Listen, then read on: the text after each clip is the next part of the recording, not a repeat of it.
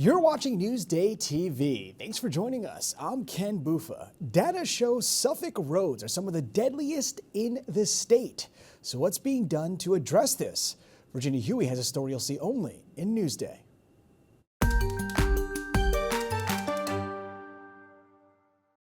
Timothy was our only child. Part of our heart and soul are missing.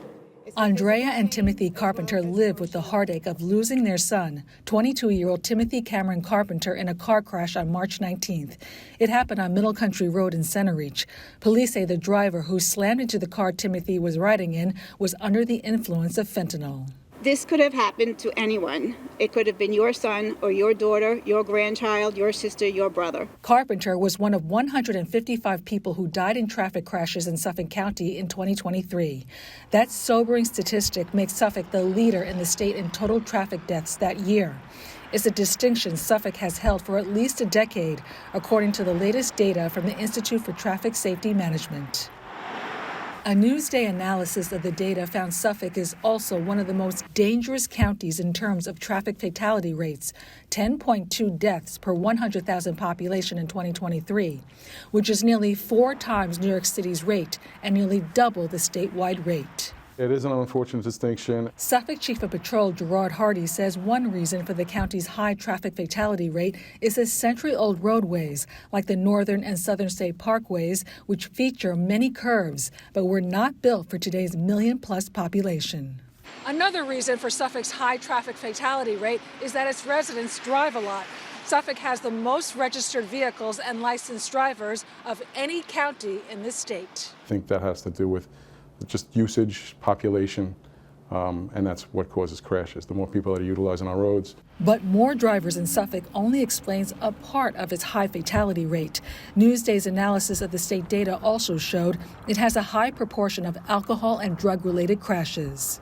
Obviously, one fatality is too much. Suffolk District Attorney Ray Tierney says he's pushing state lawmakers to pass the deadly driving bill, which would allow police to charge drivers who are under the influence of any illegal substance. The thing that we want to do is, in all instances where we can legally establish that a person is operating a motor vehicle while impaired by any substance, we want to be able to charge those cases. For crash victims' families, tougher laws and awareness about the dangers of impaired driving can't come soon enough. I wouldn't wish this pain on anyone.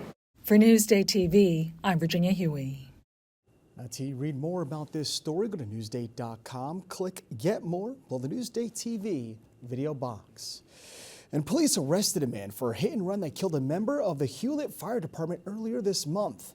Jeffrey Frank was struck while crossing Broadway steps away from his condo.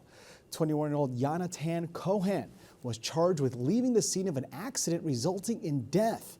Police say witnesses saw the driver get out of his car and drag the 74-year-old's body to the side of the road before driving away.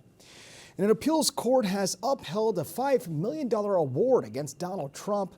E. Jean Carroll was awarded the money for sexual abuse and defamation. The columnist accused the former president of sexual abuse in a dressing room back in the 90s. Trump denies the claims. And a humpback whale has washed up in Long Beach. Police say it was found near Roosevelt Boulevard. The area is closed for officials to investigate. Now, after that, the whale will be buried on the beach. Another dead whale was found over the weekend in the ocean near Toe Bay Beach. And a Mastic woman has been honored for rescuing a man who fell into icy waters. Here's video of Kayla Masato trying to pull the man out using her paddle. The 28-year-old was watching TV with her sister when she saw the man in the ice from her window. The only thing I could think to do was that my paddleboard was downstairs, and I tried to get out to him. I got on the ice and just started running out to him and was able to get him up there.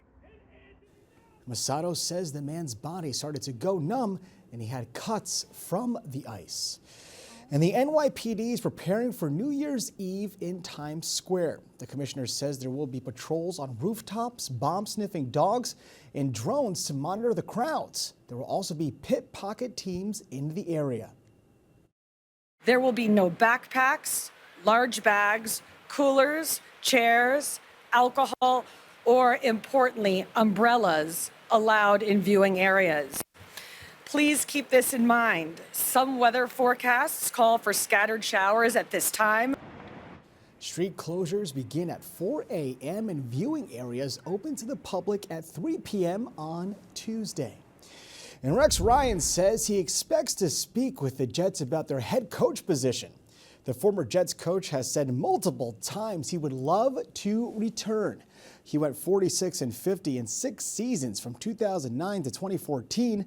Ryan is currently an analyst on ESPN.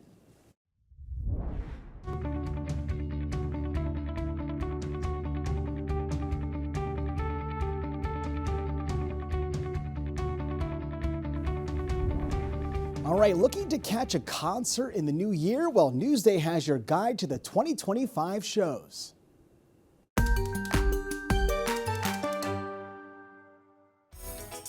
Ring in the new year with live music. Dave, what shows should we see? Well, right here at the Paramount, there's going to be an incredible dance show with the New York Bee Gees, starring Peter Mazzio, who's right here from Long Island. So some night fever here in Huntington. Absolutely. To go a more sophisticated route, you can head out east to Suffolk County in Stony Brook, where the Jazz Loft is going to have their New Year's Eve extravaganza with 2 sets, one at 7 and one at 10. The one at 10 have champagne at midnight? Absolutely. Okay, what else? Now, we can't forget the Piano Man. Billy Joel is headlining UBS Arena in Elmont, New York State of Mind. which is his first area appearance since closing out his Madison Square Garden residency. That one sold out? No, not yet. There's a couple of seats left, and also they just added Jason Bonham's Led Zeppelin Evening as a special guest opening act. What a way to end 2024. What's ahead for 2025? Well, there's some killer comedy shows coming to UBS Arena in Elmont. You have Sebastian Maniscalco, as well as the infamous Cat Williams, and the one and only Fluffy, Gabrielle Iglesias, both all coming in the spring. I was like, dude, I didn't know they made you. And the Jones Beach roster is starting to build. We have some country artists coming this year, which is going to be Thomas Rhett and Keith Urban, as well as some late 90s, early 2000 acts like Creed, Goo Goo Dolls, Nelly, as well as Papa Roach. All right, already looking ahead to the summer. Let's just try to enjoy the holidays. Sounds like a good lineup. Now, to read more about who's coming to Long Island in the new year, go to our homepage, click Get More, or the Newsday TV video box. All right, let's take a look at your Long Island weather. What a roller coaster of a day it was today. Started out gloomy, but it was very delightful later in the day. Tonight, we are in the high 30s with partly cloudy skies. And tomorrow, check those temps out. We are in the 50s with clouds again overhead. It's going to be another nice one tomorrow. So if you want to walk on your lunch break, now is the time. And if you're off, get outside. As for your 7-day forecast, you can see that New Year's Eve, again, 50 degrees. Is going to be 50 on Wednesday, too, to start off the new year. And then it's going to get cooler throughout the week into the weekend.